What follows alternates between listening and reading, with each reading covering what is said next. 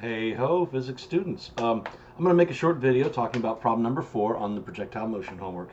It's one of the more difficult problems out there, and so I've kind of sketched the situation here. We have a baseball being hit at a known angle but with an unknown velocity. What we do know, however, is that 98 meters away is a low wall marking the outfield and the stands, and the ball is going to just clear this wall. In other words, it's going to go to that location. So if we were to take and make this level where the ball is hit and the level of the wall to be the ground level, the 0 for our coordinate system, then this is a classic number 1.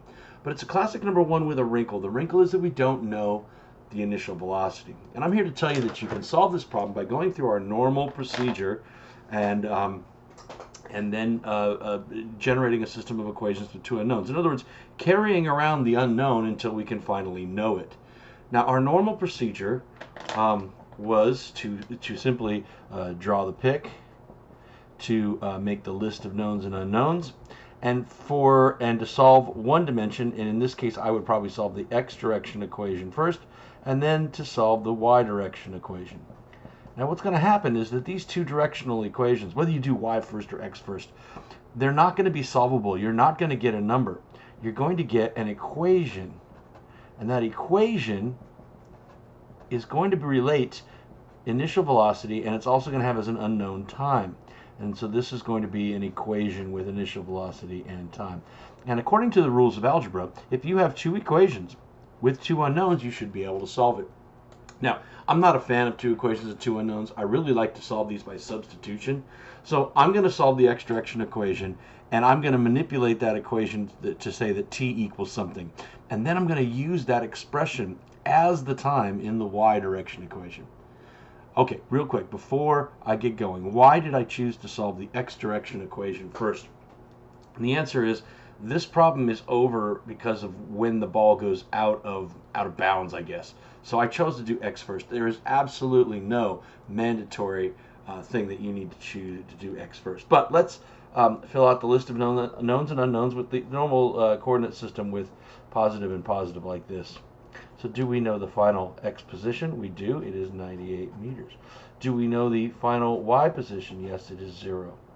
Do we know the initial x velocity? Well, not really, but it is vi times the cosine of 45 degrees.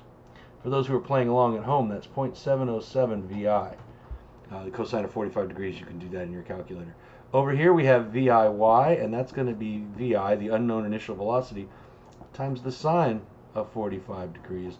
And for those playing along at home, that's 0.707 vi. Vfx is always equal to Vix. Vfy in this case is the negative of that right there, but we can also pretend we don't know it. Either way, you can still get to an answer. Acceleration in the x direction is 0 for projectile motion, and acceleration in the y direction is negative 9.8 meters per second squared. The time, as usual, is not known. For those of us who have watched some baseball, we kind of know how much time it takes, but who knows. Okay, this is what you should do. You should write down the x Swiss Army equation,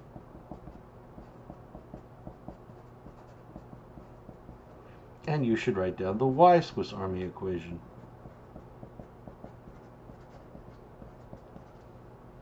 You should plug in these values.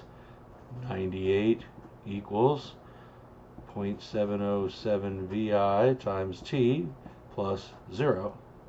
So that means we've got an equation here where 98 over 0.707 vi equals t.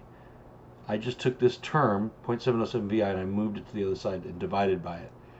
If we prosecute the y equation, you get that 0 equals 0.707 times t, which is now this expression, but I'll leave it as t, minus 4.9 times t squared. So if you put this expression in for t and t squared and start grinding away, you'll get an answer for what vi has to be. These are all the same steps we did before. The only wrinkle is that we're carrying around an unknown, still prosecuting the same steps, but not getting a numerical answer here, but getting a mathematical expression that we plug in over here. Welcome to Advanced Algebra.